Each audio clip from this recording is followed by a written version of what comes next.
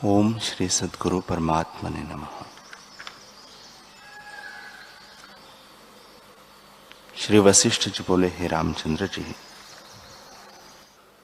मन की वृत्ति ही इष्ट व अनिष्ट को ग्रहण करती है और खड़ंग की धारवत तीक्ष्ण है। इसमें तुम प्रीति मत करो, बल्कि इसको मिथ्या जानकर त्याग करो। हे राघव, बोध रूपी बेली जो शुभ क्षेत्र और शुभ काल से प्राप्त हुई है, उसको विवेक रूपी जल से सिंचो, तब परम पद की प्राप्ति हो। हे रामचंद्र जी, जब तक शरीर मलिनता को प्राप्त नहीं हुआ और जब तक पृथ्वी पर नहीं गिरा, तब तक बुद्धि को उदार करके संसार से मुक्त हो। मैंने जो वचन तुमसे कहे हैं, उनको तुम जानो, इनका दृढ़ अभ्यास करो, तब दृश्य भ्रम निवृत्त हो जाएगा। हे रामचंद्र जी, यह जो पंचभौतिक शरीर तुमको भासित होता है, सो तुम्हारा रूप नहीं है। तुम शुद्ध चेतन रूप हो। शुद्ध बोध से विचार करके पंचो भौतिक अनात्म अभिमान को उदालक की भांति त्यागो, तो वैसे ही सुखी होंगे जैसे मेघों का गर्जन सुनकर मोर प्रसन्न होता है।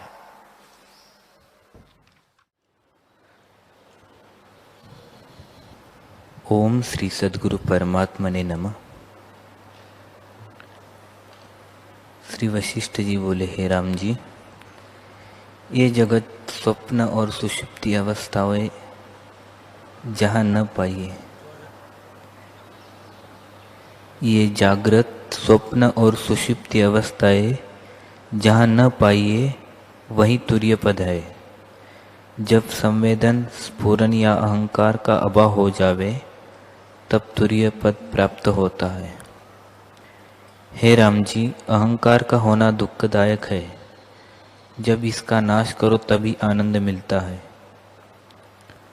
आत्मपद से भिन्न जो माया की रचना है, उससे मिलकर जीव अपने को जानता है कि मैं हूँ, यही अनर्थ है। इससे अहंकार का त्याग करो। जिसको देखकर अहंकार फूरता है, उसका निज अर्थ की भावना से नाश करो, और जो आत्मपद से भिन्न भाषित होता है, उसे मिथ्या जानो। यही निज अक्षर का अर्थ है। जो कुछ संसार भाषित होता है, उसको स्वप्न मात्र जानो। इसको सत्य जानकर इसकी इच्छा करना ही अनर्थ है, और मिथ्या जानकर इच्छा न करना ही कल्याण है। हे राम जी, मैं ऊंची बाह करके पुकारता हूँ, मेरे वचन कोई नहीं सुनता कि इच्छा ही संसार का कारण है, और इच्छा से रहित होना ही परम कल्याण है। जब जीव इच्छा से रहित होता है, तब शांत पद को प्राप्त होता है। निरीक्षित होने पर आत्मा ही भाषित होता है, जो आनंद रूप सम और अद्वैत है। उसमें जगत का अभाव है। हे राम जी, मोह की बड़ी महिमा है। हृदय में जो आत्मरूपी चिंतामणि स्थित है, उसको विस्मरण करके मूर्ख अहंकार रूपी काज को ग्रहण करते हैं। ओम श्री सद्गुरु परमात्मने नमः। वशिष्ठ जी बोले, हे राम जी, महाकर्ता, महाभोक्ता और महात्यागी होकर हो, और सब शंकाओं को त्याग कर निरंतर धैर्य धारण कर स्थित हो। राम जी ने पूछा, हे भगवान, महाकर्ता, महाभोक्ता और महात्यागी किसे कहते हैं? सो कृपा करके कहो।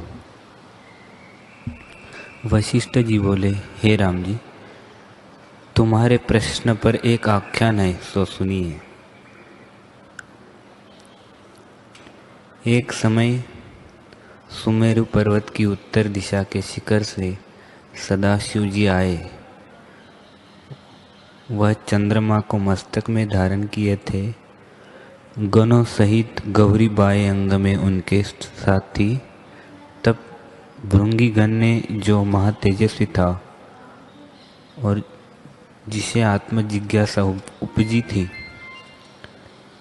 हाथ जोड़कर प्रश्न किए कि हे भगवान, देवों के देव, यह संसार मिथ्या भ्रम है। इसमें मैं सत्य पदार्थ कोई नहीं देखता। यह सदा चल रूप भासित होता है। जो सत पदार्थ है उसको मैं नहीं जानता। मेरे ताप नष्ट नहीं हुए और मैं शांत नहीं हुआ।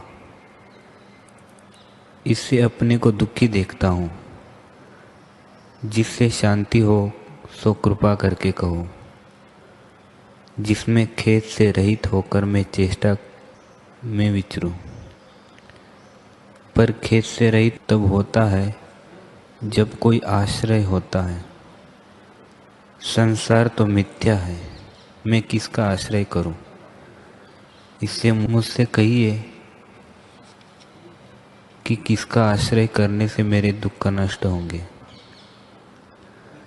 ईश्वर बोले, हे भृंगिन, तुम महाकर्ता, महाभोक्ता और महात्यागी हो रहो और सब शंकाओं को त्याग कर निरंतर धैर्य का आश्रय धारण करो। इससे तुम्हारे दुख नष्ट होंगे। हे राम, भृंगीगण ने, जिसको शिवजी ने पुत्र करके रखा था, यह सुनकर प्रश्न किया कि हे परमेश्वर, महाभोक्ता, महाकर्ता, महात्यागी किसे कहते, सो कृपा करके मुझसे कहिए। ईश्वर बोले, हे पुत्र, सर्वात्मा जो अनुरूप है उसका आश्रय करके विचरो, तब दुख से रहित होगे। इन तीनों वृत्तियों से तुम्हारे दुख नष्ट हो जाएंगे। जो कुछ शुभ क्रिया आकर प्राप्त हो उसको शंका त्याग कर जो करे वह पुरुष महाकर्ता है। धर्म अधर्म क्रिया जो अनिश्चित प्राप्त हो उसको राग द्वेष से रहित होकर जो करे वह पुरुष महाकर्ता है। जो पुरुष मौनी, निरंकार, निर्मल और मत्सर से रहित है वह पुरुष महाकर्ता है। हरि ओम।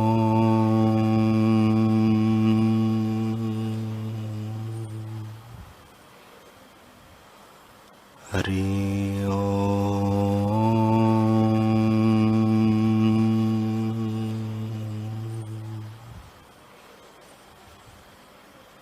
हरि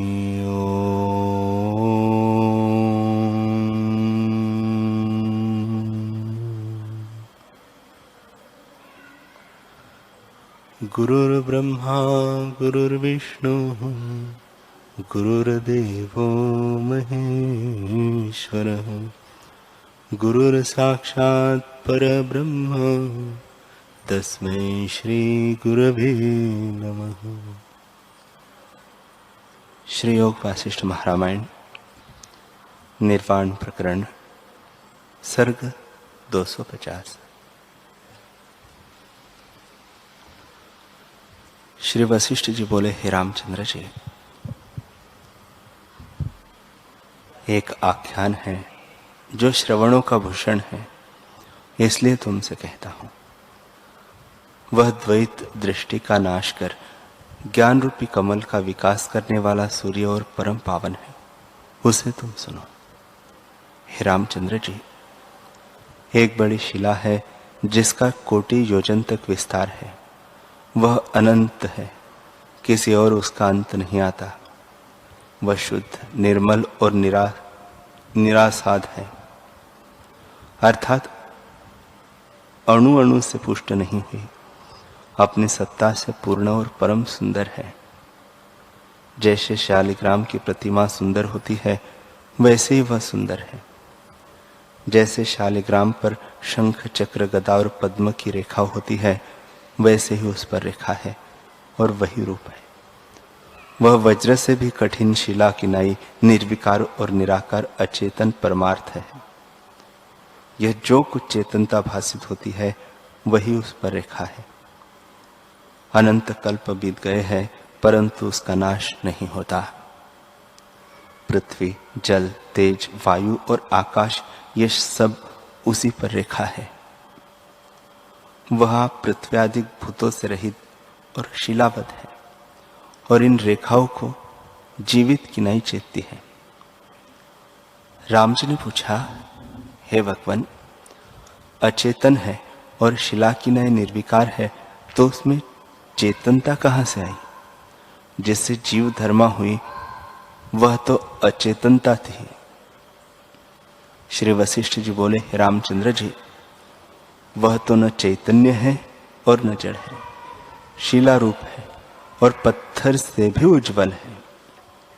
यह चेतनता जो तुम कहते हो सो चेतनता स्वभाव में दृष्टिगत होती है। जैसे जल का स्वभाव द्रव या तरल होता है वैसे चेतनता भी उसका स्वभाव है। जैसे जल में तरंग स्वाभाविक दिखते हैं वैसे ही इससे चेतनता स्वाभाविक होती है परंतु भिन्न कुछ नहीं। वह सदा अपने आप में स्थित है और किसी से जानी नहीं जाती। अब तक किसी ने नहीं जाना। राम जी ने पूछा, हे भगवान, किसी ने उसको देखा भी है अथवा नहीं देखा और किसी से वह टूटी है कि नहीं?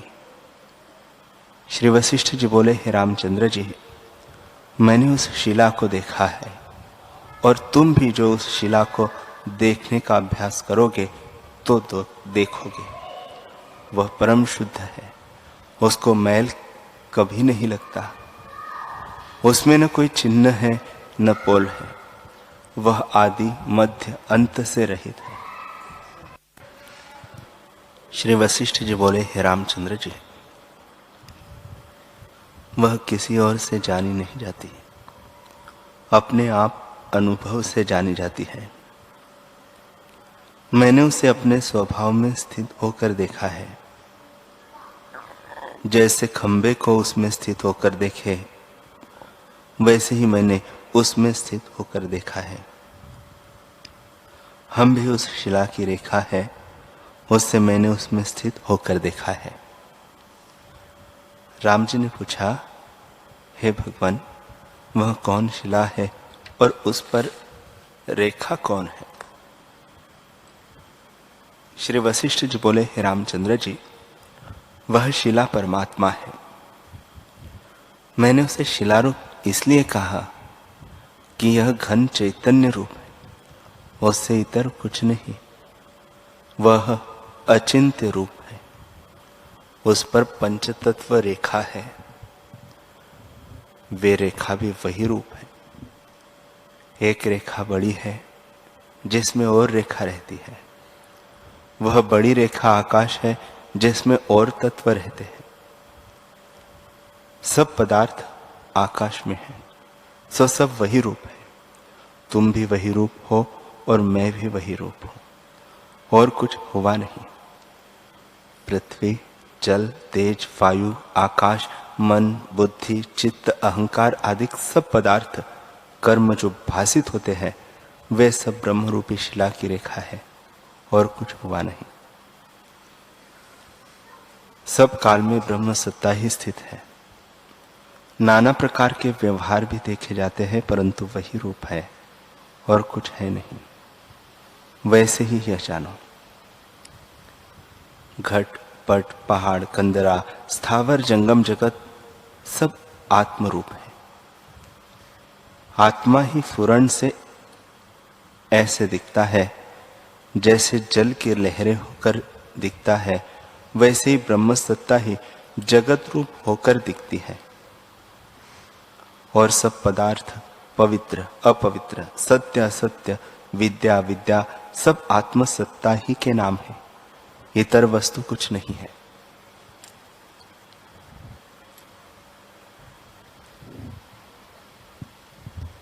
ब्रह्म सत्ता ही अपने आप में स्थित है। हे रामचंद्र जी, सभी घन ब्रह्म रूप है और चिन्मात्र घन ही सब में व्याप रही है।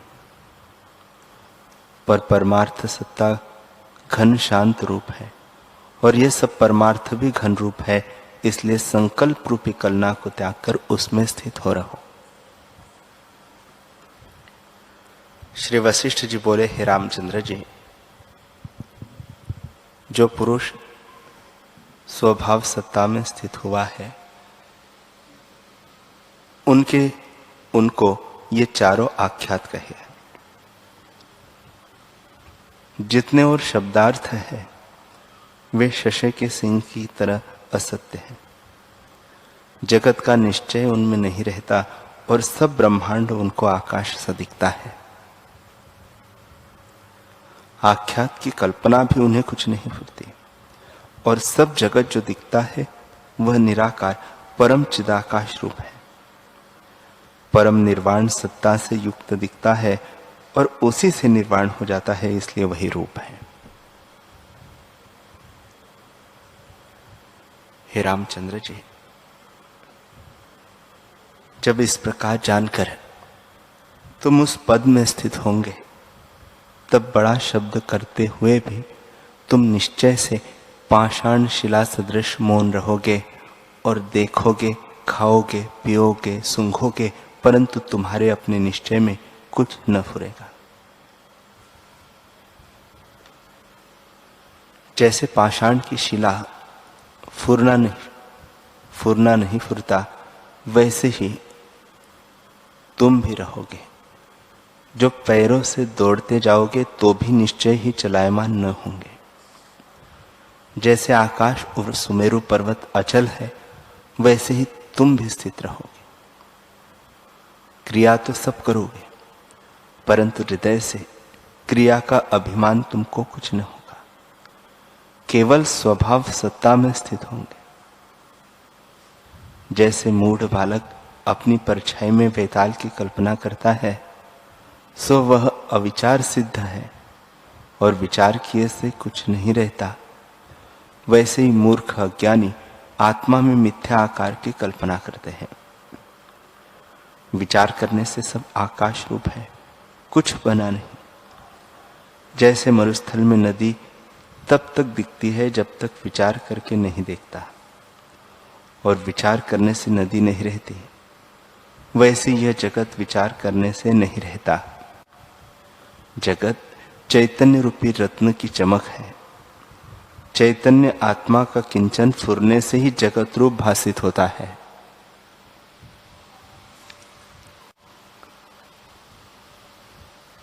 राम जी बोले, हे भगवान,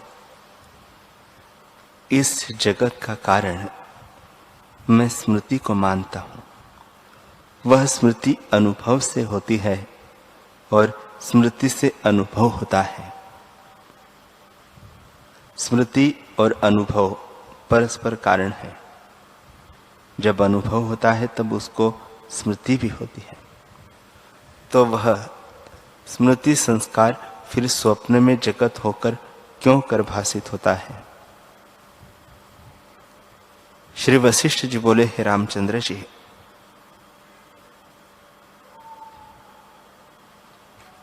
यह जगत किसी संस्कार से नहीं उपजा और किसी अनुभव का संस्कार नहीं है। काकतालीय न्याय से अकस्मात प्रकट हुआ है। हे रामचंद्र जी, यह जगत आभास मात्र है। आभास का अभाव कभी नहीं होता, क्योंकि वह उसका चमत्कार है। इतर कुछ बना हो तो उसका नाश भी हो, पर आत्मा से भिन्न कुछ हुआ ही नहीं।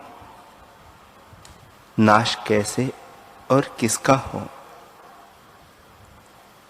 यह जगत सत्य भी नहीं और असत्य भी नहीं। आत्म सत्ता अपने स्वभाव में स्थित है और जगत उसका आभास है। हे रामचंद्र जी, तुम जो स्मृति को कारण कहते हो, तो कारण कार्य भाव आभास वहां भासित होते हैं जहां द्वैत है। स्वरूप में तो कुछ कारण कार्य भाव नहीं है। जैसे स्वप्न में मरुस्थल, जैसे स्वप्न के मरुस्थल में जल भासित हुआ तो उसमें जल माना गया, इसलिए जागकर जब देखा तो उस जल की स्मृति हुई, अथवा स्वप्न के व्यवहारकर्ता को स्वप्नांतर हुआ और उसे स्वप्नांतर में फिर व्यवहार किया।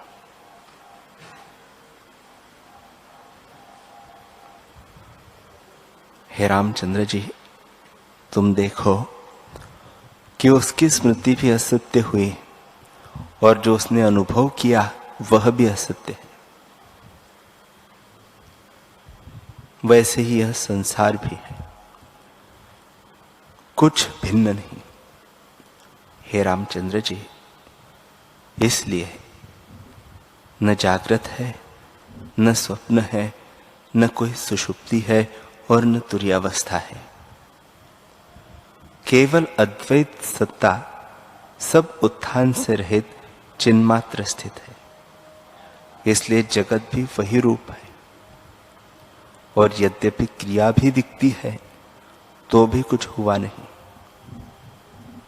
जैसे स्वप्न में कोई नारी आकर गले से लगती है तो उसकी क्रिया कुछ सच नहीं होती, वैसे यह क्रिया भी सच नहीं। जागृत, स्वप्न, सुषुप्ति और तुर्य शब्दों का अर्थ निश्चय ज्ञानवान पुरुष को है और ये उसको खरगोश के सिंग और आकाश के फल से असत्य प्रतीत होते हैं। जैसे बंध्या का पुत्र और शाम चंद्रमा यह शब्द कहने भर को है, इनका अर्थ असत्य है, वैसे ही ज्ञानी के निश्चय में पांचों अवस्थाओं का होना असंभव है। वह सर्वदा जागृत है। जागृत उसका नाम है जहां अनुभव हो। वह अनुभव सत्ता सदा जागृत रूप है। जैसा पदार्थ अज्ञाता है उसी का जीव अनुभव करता है, वैसे सर्वदा सब कालों में जागृत है अथवा सर्वदा स्वप्न है। स्वप्न उसका नाम है जहां पदार्थ विपर्य उल्टे दिखते हैं। सो सब पदार्थ विपर्य ही दिखते हैं। विपर्य से रहित एक आत्मा है, उसमें जो पदार्थ भासित होता है सो विपर्य है, इसलिए सब काल में स्वप्न ही है अथवा सर्वदा सुषुप्ति ही है। सुषुप्ति उसका नाम है जहां अज्ञान वृत्ति हो। मैंने अपने वास्तव रूप को भी नहीं जानना, मैं अपने वास्तव रूप को भी नहीं जानता, इसलिए न जानने सर्वदा सुषुप्ति है अथवा सर्वदा तुर्यावस्था ही है। तुर्यावस्था उसका नाम है जो साक्षीभूत सत्ता हो, उसमें जागृत, स्वप्न और सुषुप्ति अवस्था का अनुभव होता है। जो सर्वदा सबको अनुभव करता है वह प्रत्येक चैतन्य है। इससे सर्वदा तुर्य पद है अथवा सर्वदा तुर्यातीत पद है। तुर्यातीत उसको कहते हैं जो अद्वैत सत्ता है, जिसके पास द्वैत कुछ नहीं, सो सर्वदा अद्वैत सत्ता है। उसमें जगत का अत्यंत अभाव है। जैसे मरुस्थल में जल का अभाव है, इसलिए सर्वदा तुर्यातीत पद है। जो मुझको पूछो तो मुझको तरंग, बुलबुले, झाग और भंवर कुछ नहीं भासित होते। सर्वदा चित समुद्र ही दिखता है। उदय अस्त से रहित आत्मसत्ता अपने आप में स्थित है और पृथ्वी आदि तत्व जो दिखते हैं वे भी कुछ उपजे नहीं। आत्मसत्ता का किंचन ही इस प्रकार भासित होता है। जैसे नख और केश उपजते भी है और नाश भी हो जाते हैं, वैसे ही आत्मा में जगत उपजता भी है और लीन भी हो जाता है। जैसे नख और केश के उपजने और काटने से शरीर ज्यों का त्यों रहता है, वैसे ही जगत के उपजने और लीन होने में आत्मा ज्यों का त्यों रहता है। हे रामचंद्र जी, यह जगत उपजा नहीं तो उसमें सत्य और असत्य कल्पना और स्मृति क्या कहिए, और भीतर और बाहर क्या कहिए। अद्वैत सत्ता में कुछ कल्पना नहीं बनती। जो तुम कहो कि स्मृति भीतर होती है परंतु भीतर से बाहर दिखती है, तो भीतर अनुभव की अपेक्षा से हुई है, वह भी उत्पन्न नहीं हुई। तब मैं भीतर और बाहर क्या कहूं। जैसे स्वप्न सृष्टि भासित होती है, सो वह अपना ही अनुभव होता है और वही सृष्टि रूप दिखता है। वह तो भीतर बाहर कुछ नहीं है। वैसे ही यह जगत भीतर बाहर कुछ नहीं है, सब भ्रम रूप है। जिसको इच्छा कहते हैं उसे ही स्मृति कहते हैं। विद्या अविद्या इष्ट अनिष्ट आदि सब शब्द सब आत्मा के ही नाम है। आत्मा से भिन्न और पदार्थ कुछ नहीं है। हे रामचंद्र जी, जाकर देखो कि सब तुम्हारा ही स्वरूप है। मिथ्या भ्रम को अंगीकार करके भिन्न क्यों देखते हो। सब शब्द बिना अर्थ के कहीं नहीं है और शब्द अर्थ का विचार संकल्प से होता है। संकल्प तब उठता है जब चित्त में अहम अभिमान होता है। उस चित्त को आत्मसार में लीन करो। जब चित्त का निर्वाण करोगे तब सब जगत शांत हो जाएगा। अहम के दर्पण में जगत रूपी प्रतिबिंब पड़ता है। जगत कुछ वस्तु नहीं। जब चित्त निर्वाण हो जाएगा तब सब द्वैत कल्पना मिट जाएगी। यह जो मोक्ष शास्त्र मैंने तुमसे कहा है, इसके अर्थ कर, विचार कर, संकल्प को त्याग कर अपने परमानंद स्वरूप में स्थित हो जाओ। हे रामचंद्र जी, यह जगत किसी कारण से नहीं उत्पन्न हुआ। जैसे समुद्र में तरंग स्वाभाविक उठते हैं, वैसे ही संवित सत्ता से आदि सृष्टि जगी है। और जैसे जल स्वाभाविक द्रवता से तरंग रूप अपनी सत्ता से बढ़ता जाता है, वैसे ही आत्म सत्ता से जगत का विस्तार होता है।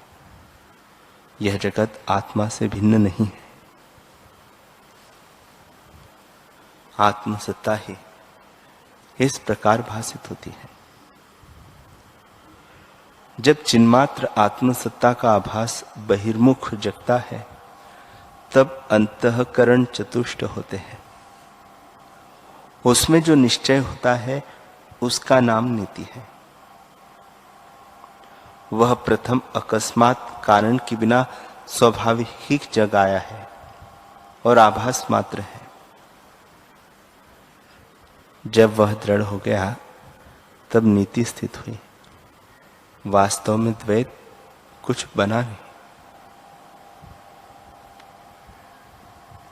जो सम्यकदर्शी पुरुष है उनको सब आत्मा ही दिखता है। जैसे पत्ते, फूल, फल, टहनी सब वृक्ष है, उससे भिन्न नहीं है। हे रामचंद्र जी, वृक्ष में जो फूल, फल और टहनी होती है सो किसी कारण से बुद्धिपूर्वक बनी नहीं होती। वैसे ही इस जगत को भी जानो। सम्यकदर्शी है, जो सम्यकदर्शी है उनको भिन्न भिन्न रूप भी पत्ते, टास आदि के विस्तार में एक वृक्ष ही दिखता है। वैसे ही यथार्थ ज्ञानी को सब आत्मा ही दिखता है और मिथ्या दृष्टि वाले को भिन्न भिन्न पदार्थ दिखते हैं। हे राघव, वृक्ष को देखने वाला भी और होता है और दृष्टांत में दूसरा कोई नहीं। चैतन्य आत्मा का आभास ही चैत्य है, वही चैतन्य रूप होकर भासित होता है। उस चैतन्य आभास को असम्यक दृष्टि से भिन्न भिन्न पदार्थ दिखते हैं। जैसे पत्ते, फूल, फल और वृक्ष अपने को भिन्न जाने और सम्यक दर्शी सबको आत्मरूप देखता है, ज्ञानी और अज्ञानी सब आत्मरूप है। जैसे दीवार पर लिखी पुतलियां दीवार से भिन्न नहीं होती, वैसे ही सर्वगत आत्मरूपी दीवार के सब दृश्य चित्र है, वे आत्मा से भिन्न नहीं है। जैसे आकाश में शून्यता, फूलों में सुगंध, जल में द्रवता, वायु में स्पंदन और अग्नि में उष्णता है, वैसे ही ब्रह्म में जगत है। हे राम जी, जगत आत्मा का आभास है, इसलिए वही रूप है। यह जगत भी अचैत्य चिन्मात्र है। जो तुम कहो कि अचैत्य चिन्मात्र है, तो पृथ्वी, पहाड़ आदि आकार क्यों दिखते हैं? तो हे रामचंद्र जी, जैसे नित्य प्रति जो तुमको स्वप्न आता है और उस अनुभव आकाश में पृथ्वी आदि तत्व दिखते हैं, तो वही चिन्मात्र ही आकार होकर दिखता है और कुछ नहीं। वैसे ही इसे भी जानो, यह सब जगत जो तुमको दिखता है वह अनुभव रूप है। जैसे चिन्मात्र आत्मा में सृष्टि आभास मात्र है, वैसे ही कारण कार्य भाव भी आभास मात्र है, परंतु वही रूप है। आत्मसत्ता ही इस प्रकार होकर भासित होती है। यह पदार्थ कार्य कारण अभ्यास की दृढ़ता से उपजे लगते हैं, परंतु आदि सृष्टि किसी कारण से नहीं उपजी, पीछे कारण से कार्य हुए। यद्यपि कार्य कारण दिखते हैं तो भी कुछ नहीं हुए, सदा अद्वैत रूप है। जैसे स्वप्न में नाना प्रकार के कार्य कारण दिखते हैं, परंतु कुछ हुए नहीं, सदा अद्वैत रूप है। वैसे ही जागृत में भी तुम जानो, पदार्थों की स्मृति भी स्वप्न में होती है और अनुभव भी स्वप्न में होता है। जब स्वप्न ही नहीं हुआ तो स्मृति कहाँ है और अनुभव कहाँ है? न जगत का अनुभव है, न जगत है।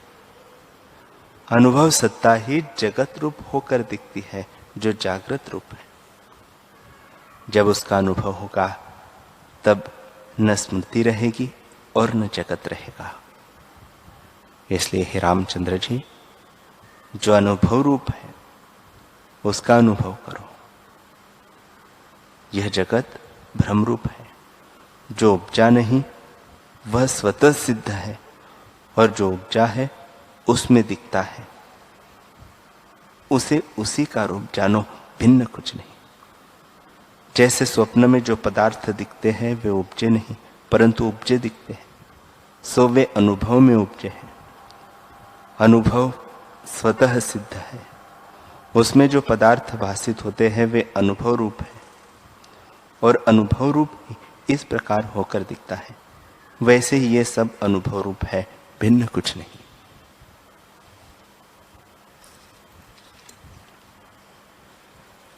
हरि ओम।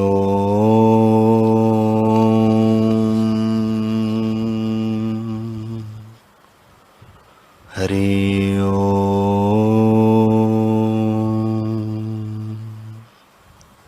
ओम। सहना भवतु, सहनौ भुनक्तु, सह वीर्यं करवावहै, तेजस्विनावधीतमस्तु मा विद्विषावहै। ओम शांति शांति शांति। श्री सद्गुरुदेव भगवान की।